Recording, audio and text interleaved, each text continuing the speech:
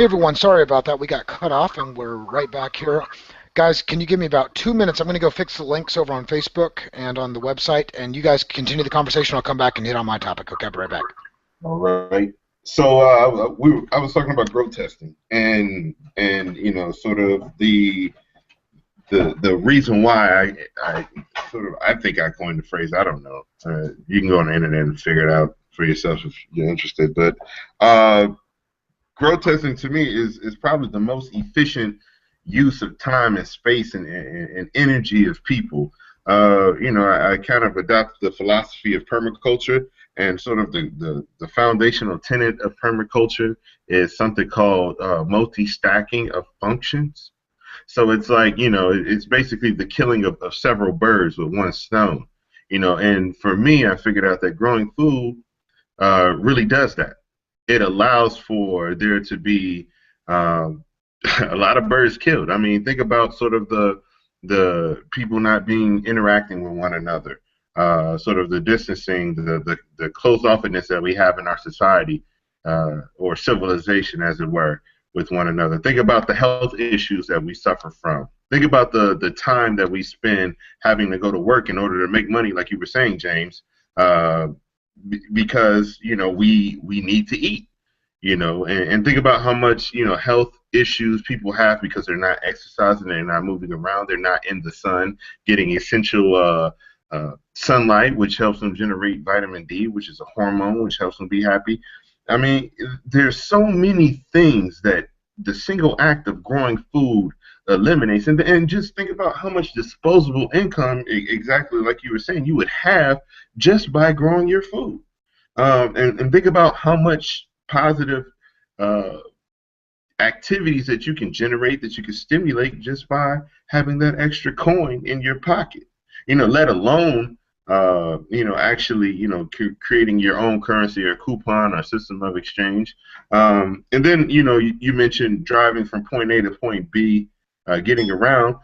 Think about if, you know, you open a restaurant with friends and you share food that way, and then you have this extra cooking oil left over, and everyone in your community had diesel cars, and you all were putting the spent oil in your diesel cars and driving them around and using that to do a lot of the activities that you needed to do.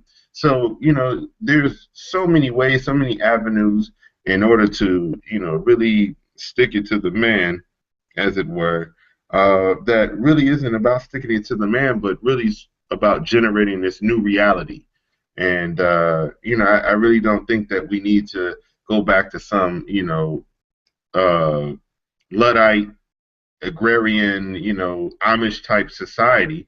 But I definitely think that there needs to be some huge reconnection with nature and the natural systems of our planet in order to liberate ourselves. I mean, right now, as it exists, I really feel like human beings are on human being ranches. We're domesticated cattle, you know, for all intents and purposes. All right, not to say that if we don't get out into the wild, we couldn't make it, but really most of us couldn't at this point in time. It'd be like releasing one of those 900-pound hogs out into Yellowstone. He's not gonna make it. You know, he's a big pink pig in the middle of Yellowstone. There's bears, there's cougars, there's wolves. I mean, he's lunch. So, you know, in a very real sense, we're very much like that. And I think that, you know, it's been intentionally done. I think that's why there's no, you know, recess in children's in public schools. You know, I think that's why all these video games and TV programs are designed to keep people right in front of the TV screen, eating more food that makes them even fatter, you know. So I think that, you know, there's some real issues that we address by just growing food. Guerrilla grafting, by taking the ornamental fruit trees that line our boulevards and streets, you know, the ornamental plums and the ornamental cherries and the ornamental apple trees, and grafting onto them actual fruit-producing varieties of those genuses. There's so many ways that we can really, you know, get to the action of really being about freedom.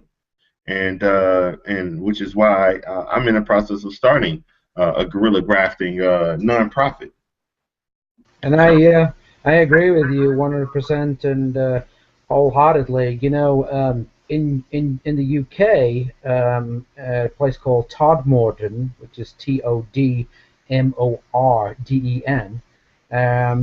there were these people that just basically got sick and tired of all this land around their village.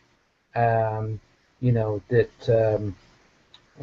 So there's a website. It's called incredible-edible-todmorden.co.uk. But if you type into Google Incredible Edible UK or Incredible Edible Todmorden, that's Todmorden.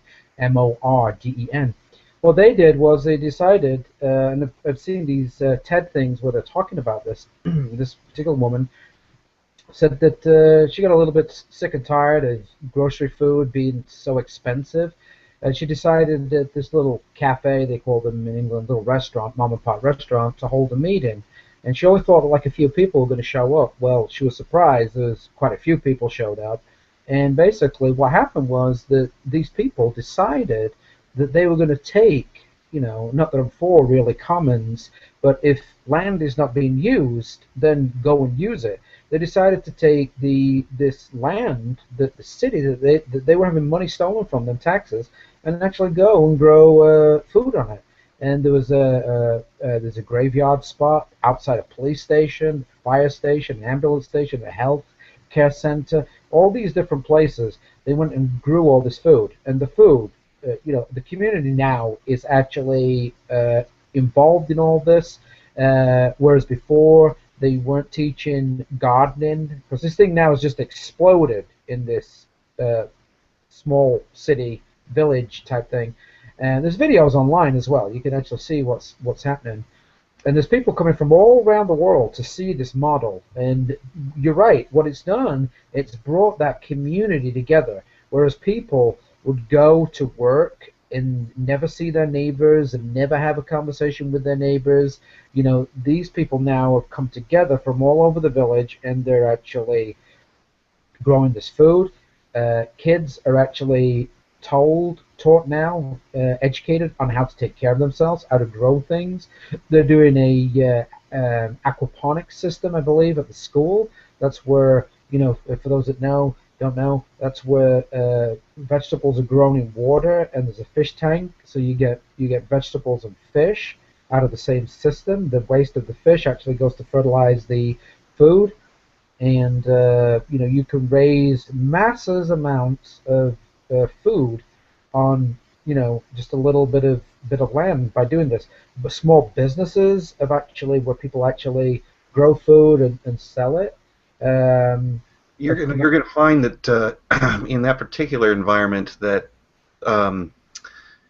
the industry advocates probably weren't on the ball and didn't jump all over it right away. And if we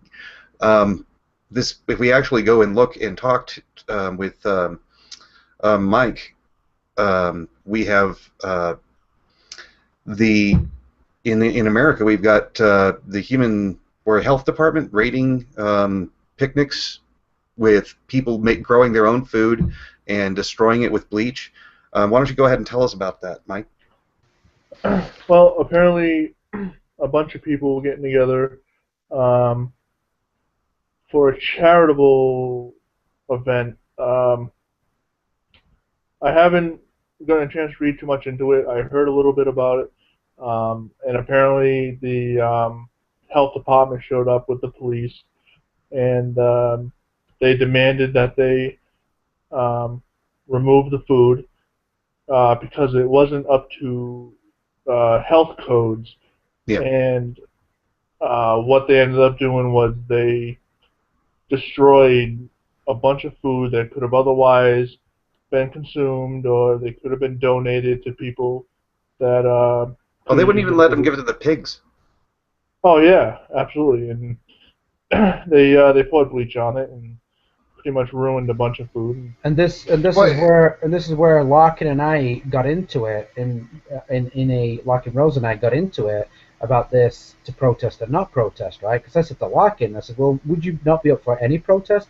Would you be up for, like, because he lives in Philadelphia, would you not be up to going and setting up like a grill in downtown Philly without a license and operating it along with other people, like a balloon stand and this, that, the other? He said, yeah, I'd be up for that. But what I'd be more up for is if a bunch of people got together and bought some land and set up a, marketplace on that, and then people showed up and said you can't do this. Well, who are you to tell us? Well, we can't do this as private, and then defended it. There's a difference to having property and doing it and defending it than going and poking the hornet's nest. Not that I'm saying that the people in this article did that, but They were on their own property. okay, well then, they needed to defend it, and this is what needs to happen. People need to stop paying for this and start defending one another and stand up with one another and say, no, we grew this food, we know where it comes from. These people are eating this on a voluntary, mutual, consensual basis. So what should they do? So what should they have done? What would Get you out do? guns, apparently. Huh? You're saying get out guns, apparently. Absolutely. Yeah, why not? I mean, at the end of the day, if you're on your own property and there's a bunch of you and these people are coming, this is an assault. This is a trespass on your property. It's it's an assault, and people need to be, people need to know about this. It's why Larkin made the he didn't make the video, but he wrote the article on why should you shoot a cop, and of course that caused a huge stir. But he wasn't talking about going out there and just randomly shooting a police officer for sport. He's talking about defending yourself against someone who wears a uniform and a badge, who aggresses against you. It's self-defense, and anyone would agree that if a thug, a robber, broke into your house, it would be perfectly acceptable to take out your gun and shoot that person if that person poses a threat to you and your family. But everyone goes into a tantrum when that person wears a uniform and carries a gun. Does anybody know how many people were at this picnic where they were sharing food with one another? Roughly how many people there were there? I don't. I think it was like 50 to 100. I mean, at the end of the day, I mean, there are videos online where I posted one not long back, a soccer match. I think it was in Europe, and even the soccer players, because some guy ran across the the football field, doing something stupid, the cops went to grab him and started fighting with him, assaulting him.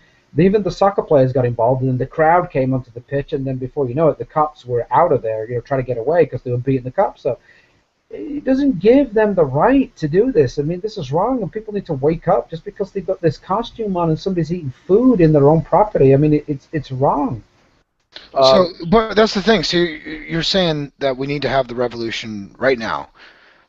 We should all just get out the guns and just... No, what I'm saying is that people like-minded that understand the violence of the state need to be able to come together somewhere, right? And right, okay. We need to be in a community that's strong enough not to back down and to say, put these people on notice and say, we are not going to allow you to do this. If you come here with all these bullshit laws that you've passed or the state's passed or the feds have passed, you use force against us, everybody here is going to be prepared to use force back. Put them on notice. There's a place like that, actually, in New Mexico. Okay. That's good to hear. There's it's a group of somewhere like 5 couples or something like that, and they've basically taken their motorhomes and gone out to this isolated place that's out in the middle of nowhere, and they refuse to have any police on their land, and they have stated that they will use violence to defend themselves, and basically they've just been ignored. But that's because they're completely out there, and nobody sees them. And it's not like they've been really prosperous, because it's kind of hard to be a prosperous community when you have 10 people and some kids. And I'm actually not sure if they have kids. If they had kids, they might have to face the possibility that people would come and try to take their children from them. But you know, it's happening. You know, people are doing it. It's happening to a guy in Texas too. He's been on technically warrant for his arrest for like 15 years. A while back, he got into a confrontation with a police officer, and I don't think it like anybody like shot at anybody else, but I know that there was some fists thrown. And I think it was just like a fight between two guys, not like a cop and the guys getting him. Anyway, so he gets in trouble and he goes off back into, you know, with his family out of the city, out of the town. Lives like 20 miles out in the middle of nowhere, but he's got these bunkers set up, and he's threatened to use, you know, self-defense. And the sheriff there is just like, I'm not going to waste one of my guys, you know, deputies' lives trying to go get him. It's no point. He's going to stay there. So it does work. Yeah, my question is, why didn't it work for Ruby Ridge? Why didn't it work for the Davidian branch? I mean, what's going on with that? You know, obviously it's like you get into the highlight reel, and then it's pretty much over with you. You see what I'm saying? Like they keep a low profile. They keep a low profile. It's because people with Ruby Ridge weren't prepared to take it to the next level. And I know that we had I was in the chat room. I didn't speak that night about the Occupy movement, but what I was saying in the chat room was that in the beginning of Occupy, right? Not that I agree with the occupiers. I thought it was wrong, you know, what they were saying, you know, end the wars and spend that money, you know, on schools and free healthcare and stuff like that. But, you know, at the end of the day, people have a right to freedom of speech, and that's in actual fact what they were doing was, you know, locking them up for freedom of speech and freedom to assemble, right, and things like that. And so in the end, towards the end, they were doing something that was called de-arrest. So when somebody was getting dragged by a cop forward to be put in cuffs, two of them would grab that person from behind and actually drag them back. And some of the people, they would get away from the police, throw them into the back of the crowd, and then link arms and then start to move back. But you know, you and I have spoken before, Mike. You know, 700 arrests on that bridge. If they would have grabbed those cops, they could have thrown them all off that bridge. You know, there were thousands of people, and it's going to take something like that to make a stand. And that's the problem. When you have a community that, you know, signs up and says, "I'll sign a contract to the non-aggression principle, and I'll pledge, well, not pledge allegiance, but part of that contract is that if I see somebody doing violence against you, I'm gonna protect you, right? I'm gonna protect you on this piece of property. If somebody comes on this property and they start to do violence against you, I'm gonna protect you." You know, to me, it's justified, and that's the problem. There's not enough of us to stand together and band together and stop this from happening. I think, you know, I wish that it would, because we're all throughout the, you know, different places in the United States, until a community comes together where everybody is all on board with that, which is what, you know, Lockett and I spoke about in my video when I interviewed him. That's what was mentioned. He'd like to see 2,000 anarchists on a piece of land, and when the cops show up for a warrant, they say, your laws don't apply here. Go away, because there's 2,000 of us, and he thinks that even if the feds showed up, that they'd end up walking away. It's the fact that there was the support, people protesting, but the fact that people weren't taking it to the next level, whether they were willing to use force at Ruby Ridge and force at the Branch Davidians at Waco. Cody, what's up, buddy? Chiron, I want to hear your opinion. Go ahead.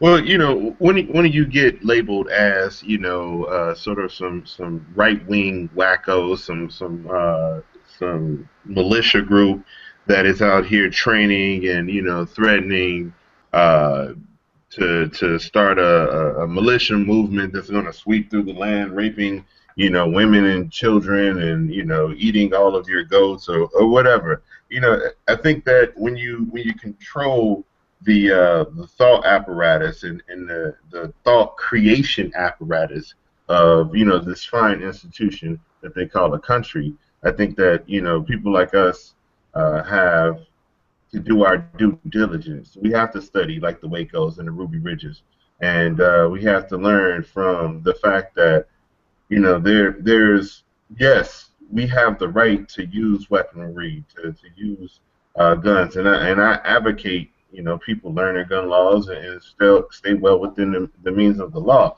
But just the law in the sense of not violating the non-aggression principle.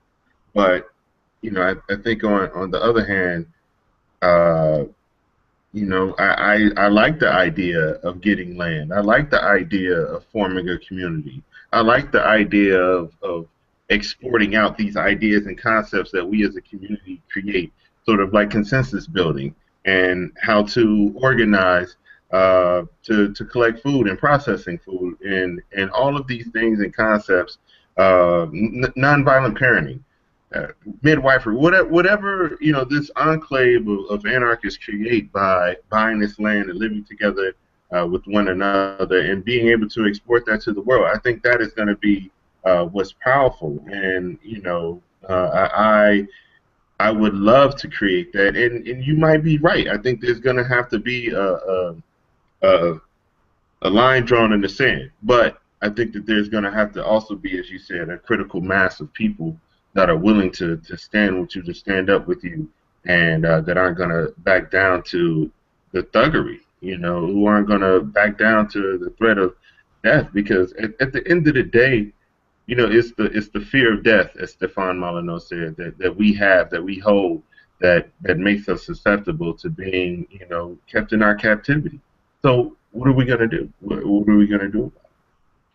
Are we just going to grow food and if they come and cut down our trees that we spent years cultivating, or are we going to just allow it to happen? Or are we going to say, hey, look, you're not coming here, and if you try to come here, then you're violating and you're aggressing upon us, and we're going to take that as a threat to our livelihood and to our lives, and we're going to have to act accordingly because you've been forewarned.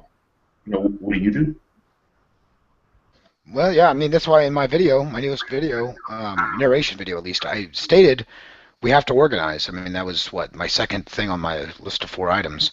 So, it's the only way I see it moving forward is us organizing and getting together. So I agree with everybody here. I mean, we're all on the same page, and that's great to hear because it means we've all grown a lot. So anyway, who wants to do the next article? I can do one, or you guys can do one. It doesn't matter. Do you want me to go next? I've got the one about the difference between the Tea Party and the... Yeah, that's a good one. Let's go ahead and hit on that. Not that we want to not have an organization with other people, but we have to express the differences, because a lot of people just think that people like us who support freedom, that we must be Tea Partiers, right? And that all Tea Partiers are anarchists and what? Let's go through that. You're right. Good topic. Well, I mean, Harry Reid kind of had a point when he suggested that they might be the same, because if I'm not mistaken, the very, very first origins of the Tea Party were using the Revolution Ron Paul thing, and that's where it was started, if I'm not mistaken.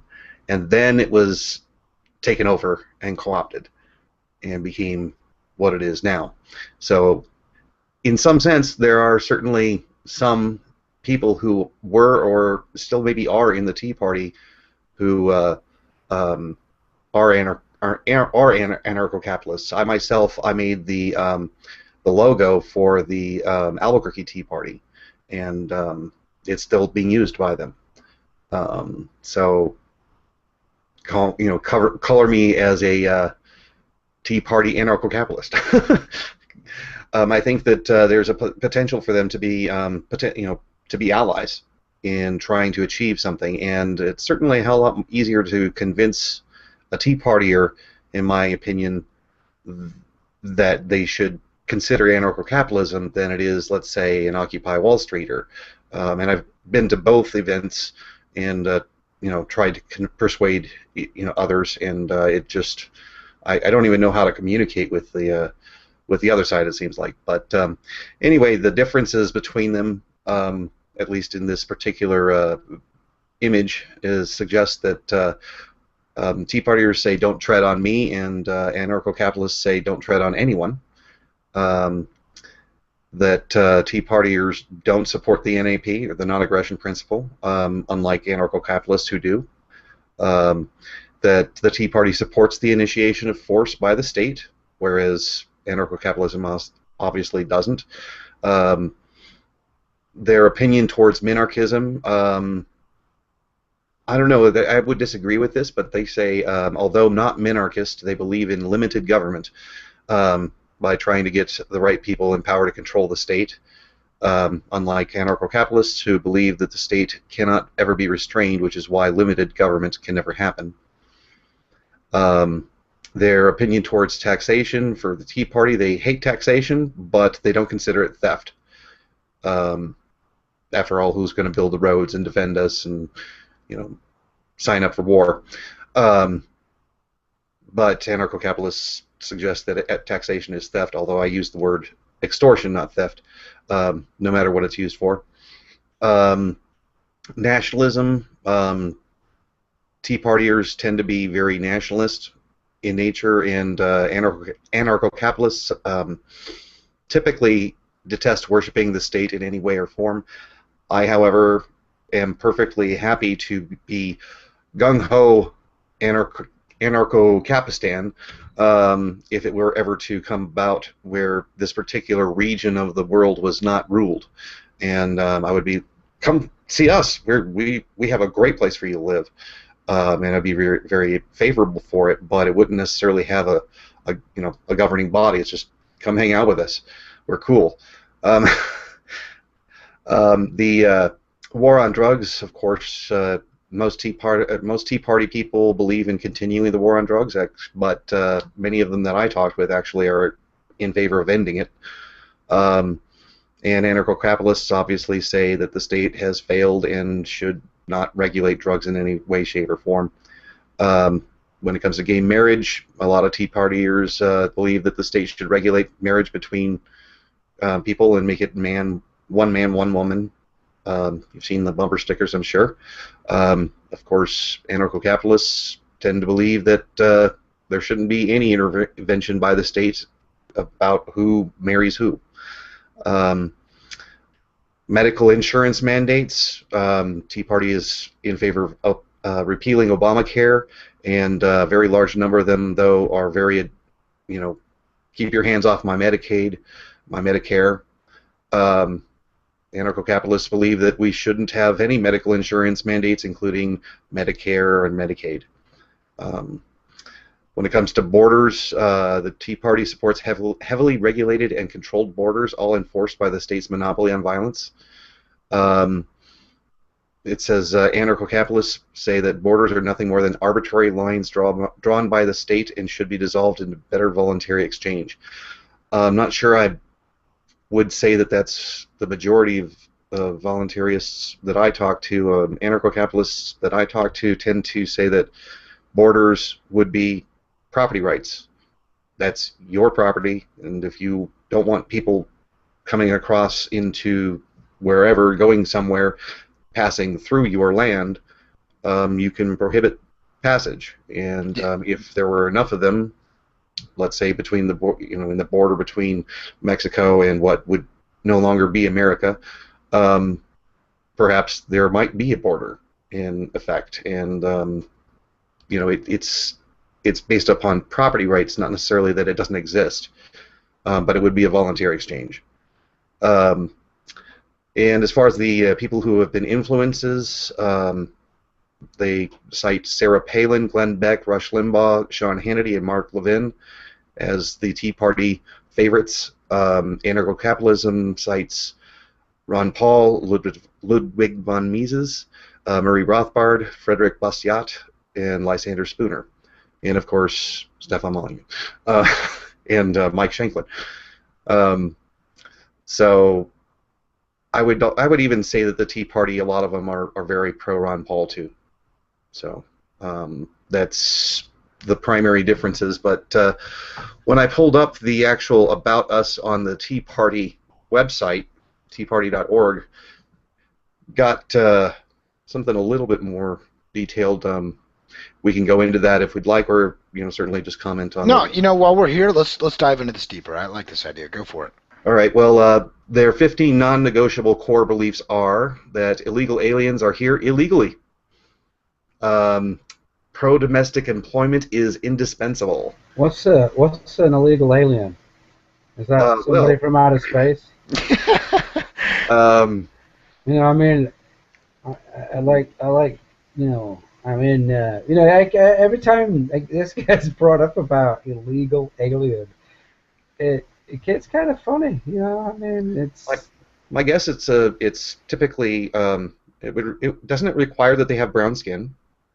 Just about, because if they're from Canada, it doesn't matter, Yeah, apparently not. or England, Or it doesn't France matter, or or France, right? England Yep, yep. or Australia.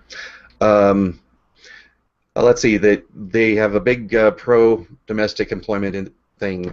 Well, yeah, that's great, but does that mean that we are going to extort money from people in order to subsidize industries that are patently less effective at doing their job than a foreign country can do it? I don't know. Let's see. They say a strong military is essential. Yeah, because those people in Mexico, they've been really trying to take over our lands. They say that gun ownership is sacred. Well, that's kind of the same thing that an anarcho-capitalist would say, that the ability to own anything you damn well want is sacred. yeah, but there's a difference. They seek permission because, like, if the state says you have to have a certain license for certain thing, they would seek, go out and seek that. What I mean? If you wanted to Right. if you want to conceal a weapon, they go and get a conceal permit for it. So they'd obey. They'd obey to that. Yeah, and Yeah. and to them they have a vague idea of property, so there's always gray lines on what is considered a gun that should be banned. Like to them, some of them are okay with assault rifle, or not assault rifles, but like grenade launchers and stuff like that being banned. Whereas anarcho-capitalists realize most people there's people that have grenade launchers right now, souvenirs and things like that. They might not have the pieces for them, but they could get them and put them together. Even a bad guy could. They're just not really that big of a threat, right? So the thing is, most people, I think, really go into the ideal that not only is it a licensing thing, but maybe the government should regulate some guns, but like just the few that'll keep me safe are okay. So that's another aspect of it as well. Yeah, absolutely. They say the Hold on, government. I'm sorry, Dana was going to say something. I'm so Oh, sorry. sure. Go for it. No, I was just going to make the remark that they believe they have the freedom to own a gun only if the government gives them permission to own that gun. I don't think that that's necessarily the way that they perceive it. Talking with the people that I have, to them it's a God-given right, unless they're not religious, which is pretty rare to find. If they are non-religious, then basically their position is that it's an inalienable right. It is something that is intrinsic to a person to be able to defend themselves using a tool that makes them able to overcome their physical weakness in comparison. But by permission, I mean going to, do it within the way a politician said to do it by registering the gun and getting a permit for the gun. I think they pretty much all hate that too. The idea that guns aren't. Well, let me add this. If it's unalienable, then you shouldn't do that, right? Well, right, I think that's what they think. Here's the thing. I think that they think that you can still keep it out of criminals' hands. They're still big on the prison industrial complex and the war on drugs and all that. So they say, well, if you're a criminal, we need some kind of safety measure. It's kind of like a liberal perspective. We have to have Like some kind of a safety measure. Check. Background check. Everyone should be subjected to a background check. Yeah, now only the good people will get it, and the government will make sure, right? Well, I wouldn't say that. I wouldn't say that the majority of Tea Party people would even say that. I'm pretty sure that like 40% might say that yeah, we need to have background checks and so on. More so, they would basically say if the best solution for having a person who is a nut job going around shooting people is to have a sane person have a gun. So their solution is pretty much the same solution that we would have, is that everybody that can use a gun should have one. They still believe in all these man-made laws in regards to owning a gun. They'll follow the law. They'll follow the law in regards to it. If you said to a Tea Partier, hey, you think you have a right to take a gun into a courthouse? They're going to turn and say no. But then if you turn around and say, well, don't the police have a gun in there? Why are they allowed to have a gun and you're not? They'll say, well, because they're a police officer. The majority of them will say that. I don't know. That's a good question. I think that if I had to guess, the answer I would get is I should, but if I tried to, I would be attacked. So I don't. Yeah, but why will you be attacked? Because of the rules of government that are wrong. Of the law, and they would claim it's an abridgment of their rights, and they would say that's wrong, and they shouldn't have that restriction. But they do what they have to in order to, get along. But they would be basically the very similar position that we have. The big difference, like you guys were saying, is that they think that there's, like a tank. You can't have a tank. Okay, well that's the big difference. But as far as like their position on people's ownership of guns and it being abridged, they're pretty much towing the same anarcho-capitalist line. It's one of the few areas where we're very, very much alike. Moving on. Yeah, go ahead and move on. Yeah, go ahead. Right. Government must be downsized. Well, we totally agree there. It's just our downsized number is just a lot lower than theirs. We say downsized to zero. Non-existent. Yeah, we say down to 0, and they say down to 10. And, sure. Yeah. And of course, liberals are 11 because this one goes to 11. Right. Final tap. The national budget must be balanced. Well, I suppose that we kind of agree there too, except that our balanced national budget would be 0. 0 expenditures and 0 intake. Then let's see. That'd be the most honest balance sheet a government's ever had. You know that? Yeah, 0, 0. There we go. It's done. Deficit spending must end. Well, I suppose we all agree with that. Yeah. Bailout and stimulus plans are illegal.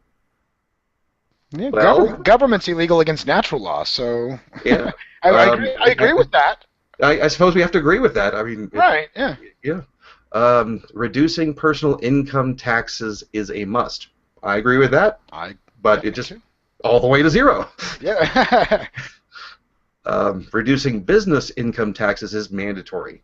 I find it interesting that they say it's a must and it's mandatory. I don't know why the difference language there, but yeah, I guess we agree there too, just to 0. Political offices must be available to average citizens. Probably disagree with us on that one. Yeah, unless we're all the kings of our own land. What's a citizen? A slave? The slave master's going to allow the slaves into... Yeah, any slave could be the slave master. But, if we change the verbiage a little bit, if it says average citizens must be allowed to rule themselves, it's kind of the same thing. That's a subject, isn't it? A citizen, aren't they subject to a ruler? Yeah, a citizen is a slave.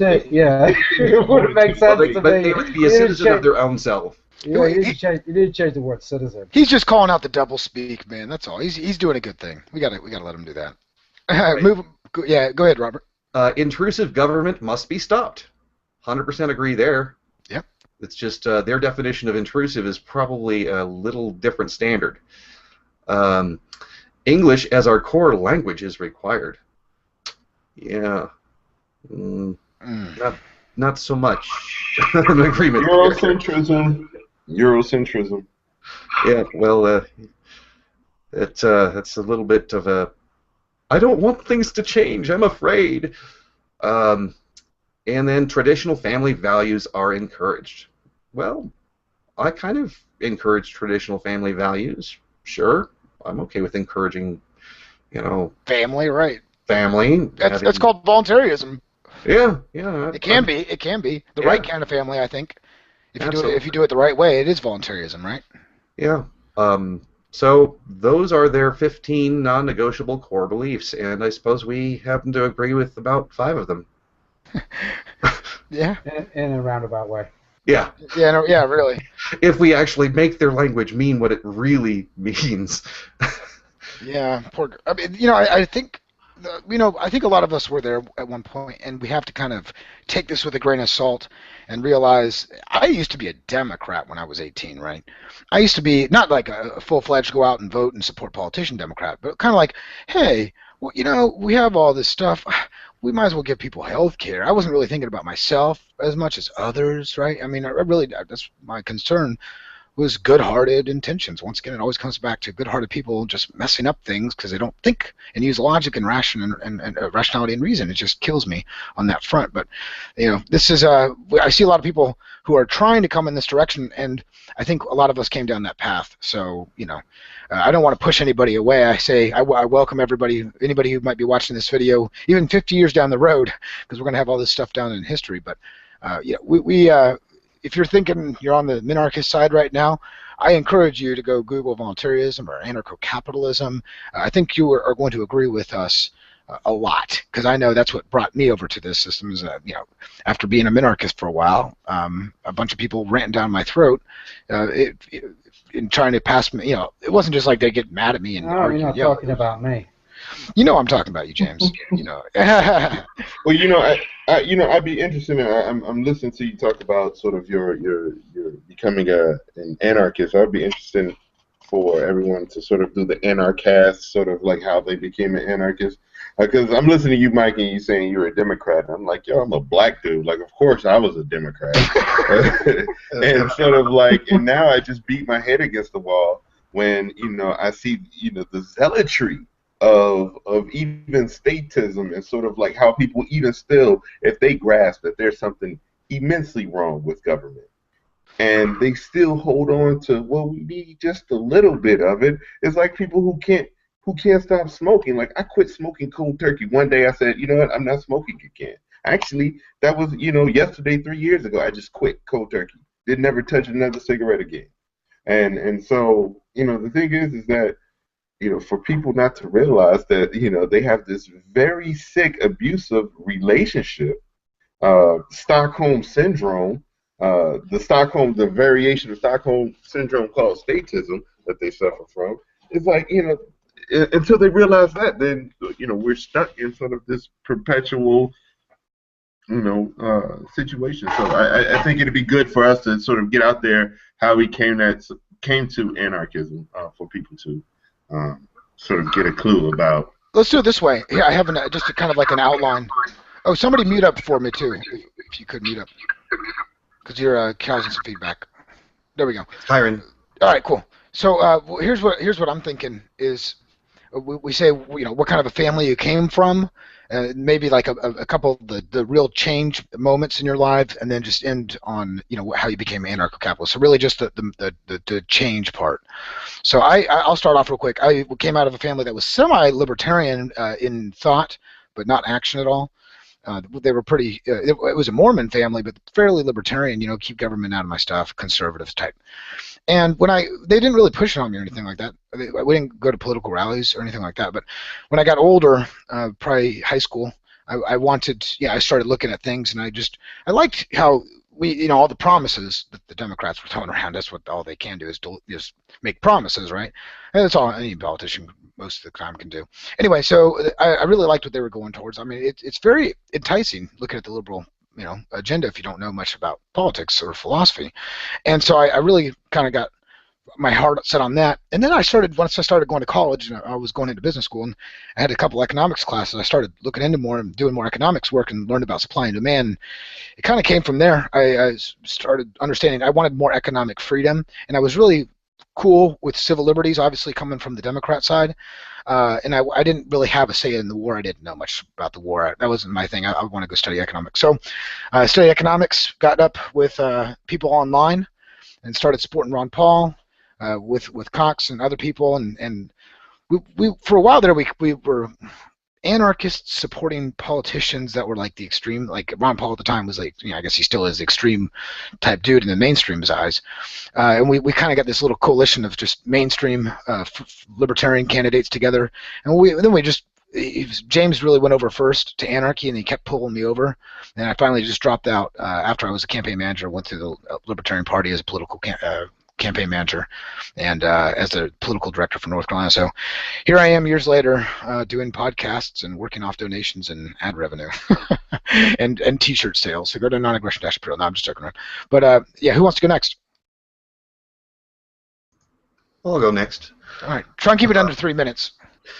Well, let's see. I grew up in a household where had a very workaholic father, kind of an absentee mother, in a Republican district of the city.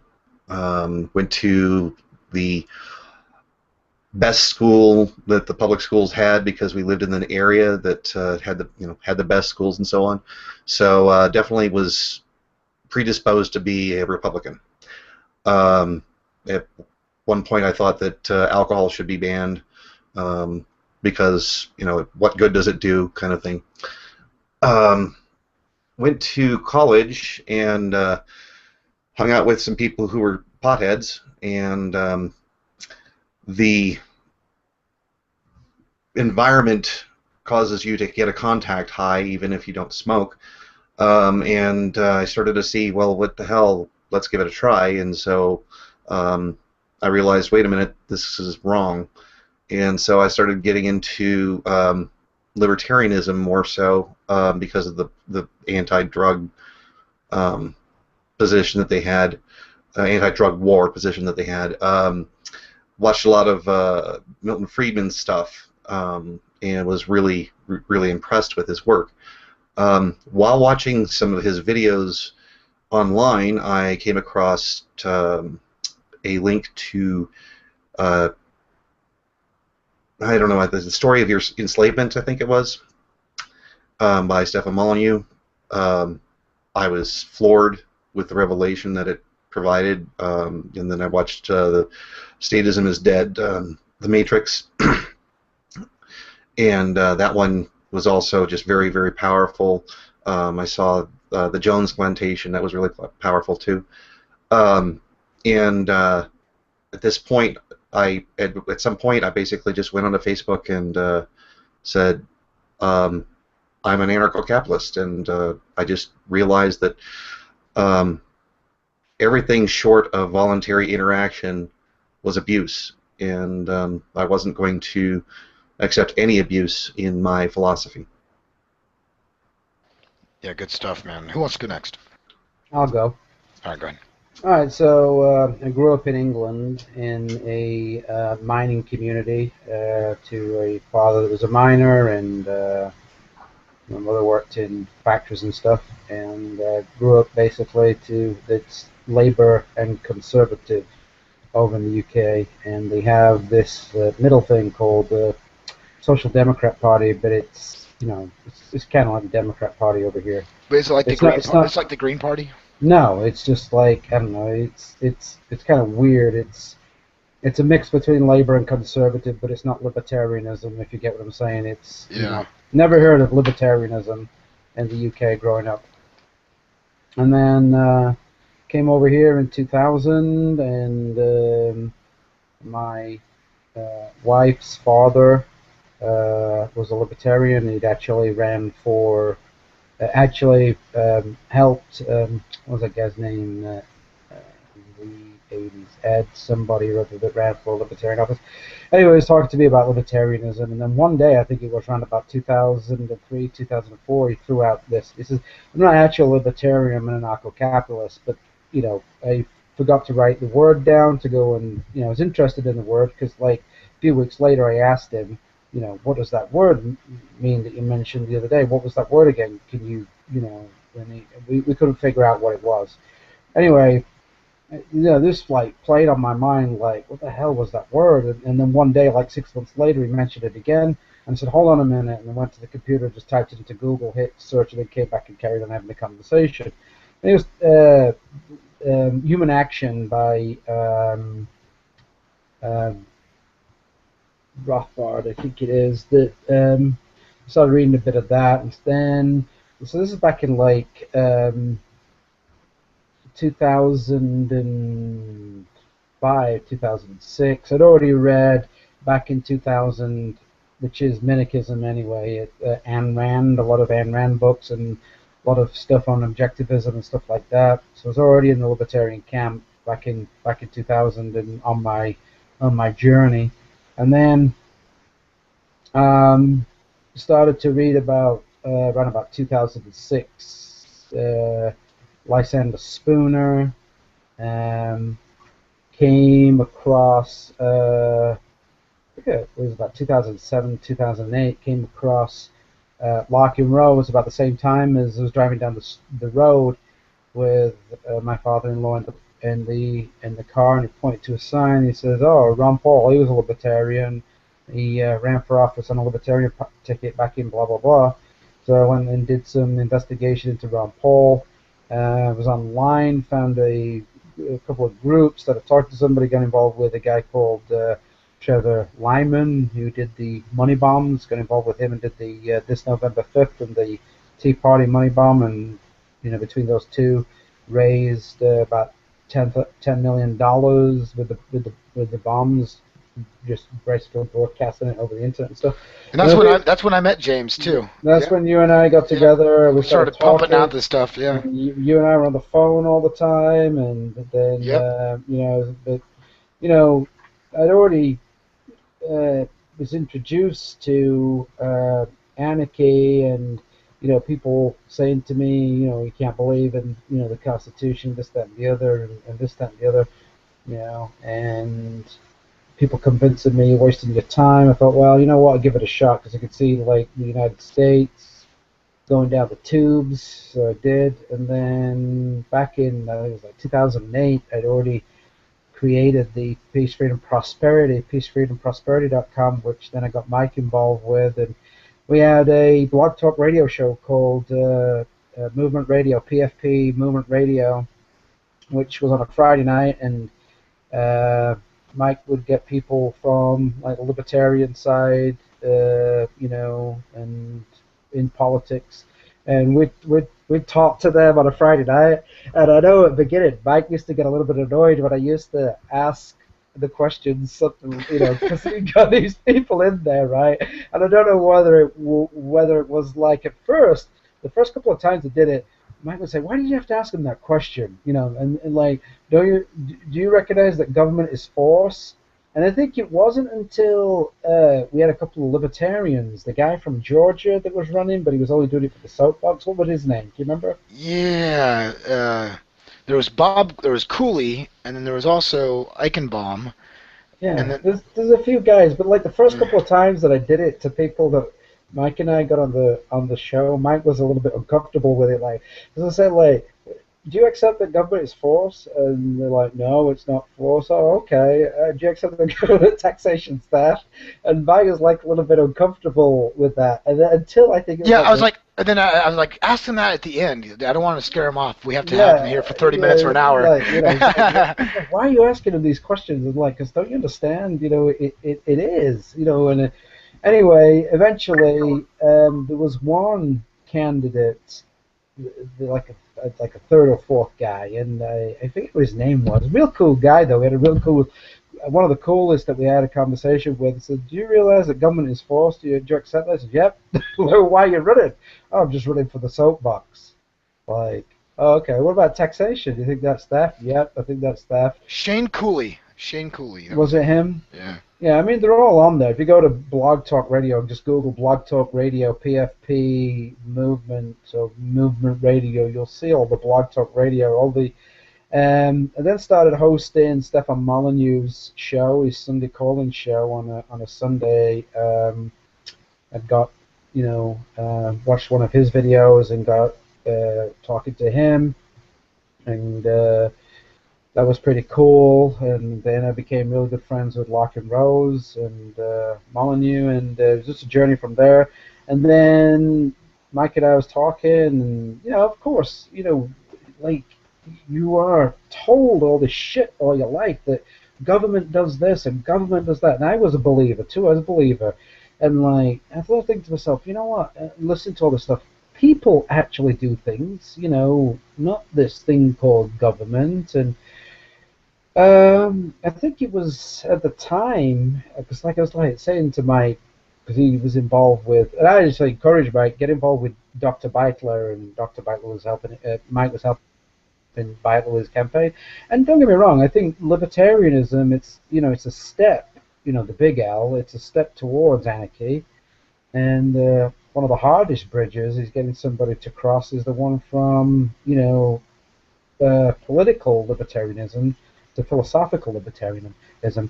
And I think it was when I introduced Mike, and Mike and I was discussing the Market for Liberty by the Tannehill. I think that was when Mike came and says, "Fuck it, I'm done with politics. I'm resigning from the North Carolina thing."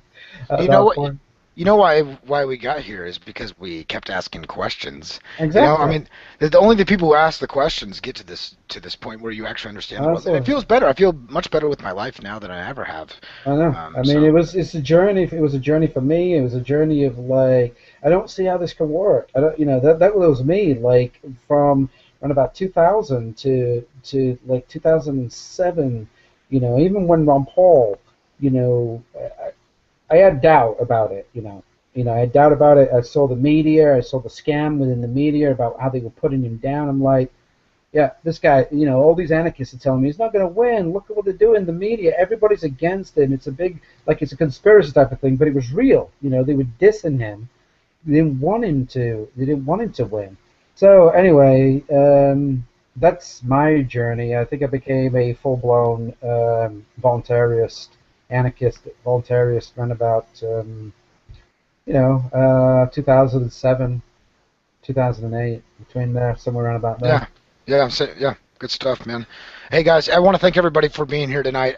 Next time we're on the air, when we come next Tuesday night, we're going to finish up the same way. So whoever didn't get a chance to explain your story, we do want to hear it. I'm definitely curious, if no one else, but I'm sure a lot of other people are. But thank you guys, everyone, for being here tonight. I appreciate it. Thank you. And the show's always awesome because I'm on it. I'll talk to you guys soon. Have a good one. All right, have a good one. All right, guys. Bye-bye. I want to thank everybody out there for checking in to Triple V. This is a show that is constantly growing, and we want your participation. So if you want to call in, all you have to do is just speak up. We'll let you speak. Just be civil. That's always how it goes every single Tuesday. Don't forget to head over to Voluntary Virtues Radio Facebook page and to the event page, which if you're over on voluntaryvirtues.com right now watching this, you can see the links in the description section below. As you guys know, every 8 to 10 p.m. Eastern Standard Time on Tuesdays, we will be here, and we do welcome you. So make sure you guys come out here and check us out. Spread the links around, share it, get others involved. That's the whole point. We need to create discussion. If you really care about future generations, there's a lot that we are concerned about. These are the places, these are the conversations I think we need to have. So anyway, thank you everyone for checking out Triple V here on Liberty Movement Radio, syndicated, and I truly appreciate Eric Pitts, my producer, for putting this down and recording it over on LMR and just giving us a spot. It's obviously a huge honor, so I do truly appreciate that, Eric. And to everyone out there, treat each other well, and I will talk to you guys at least by tomorrow on my new videos, or at least on Tuesday, I should say, when we guys meet up here again for Triple V on Liberty Movement Radio, guys. Talk to you soon. Bye-bye.